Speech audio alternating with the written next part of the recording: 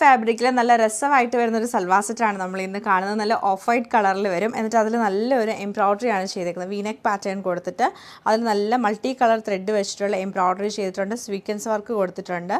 Bottom നമുക്ക് ഇതിൻ്റെ വരുമ്പോഴത്തേക്ക് കോട്ടൺ ബോട്ടമാണ്. ദുപ്പട്ട നല്ല രസമായിട്ടുള്ള ദുപ്പട്ടയാണ് ഇതിൻ്റെ. ആ സിൽക്കി കോട്ട ഫാബ്രിക്കിൽ ഒരു ഗോൾഡൻ വീവിങ് ഒക്കെയാണ് ദുപ്പട്ട വരുന്നത്. ടോപ്പിൻ്റെ പാറ്റേൺ നമുക്ക് വരുമ്പോഴത്തേക്ക് നല്ലൊരു ഓഫ് വൈറ്റ് ഷെയ്ഡാണ് ഈ ഒരു ടോപ്പിന് വരുന്നത്.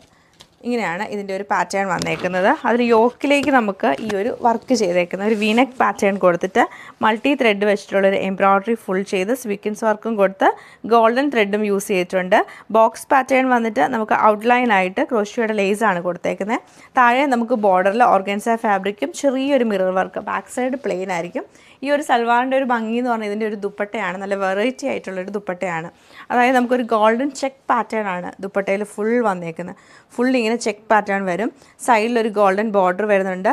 അതുപോലെ തന്നെ ഓർഗൻസ ഫാബ്രിക് വെച്ചിട്ട് ലേസും കൊടുത്തിട്ടുണ്ട്. ദുപ്പട്ടയുടെ എൻഡിലേക്ക് വരുമ്പോഴത്തേക്ക് നമുക്ക് യോക്കിൽ കണ്ട സെയിം ഫാബ്രിക്കിൽ നല്ല എംബ്രോയ്ഡറി ഫാബ്രിക്കല്ല എംബ്രോയ്ഡറി ചെയ്തിട്ടാണ് ഹൈലൈറ്റ് ചെയ്തേക്കുന്നത്. നല്ല സ്വീക്വൻസ് വർക്കുമാണ് കൊടുത്തേക്കുന്നത്.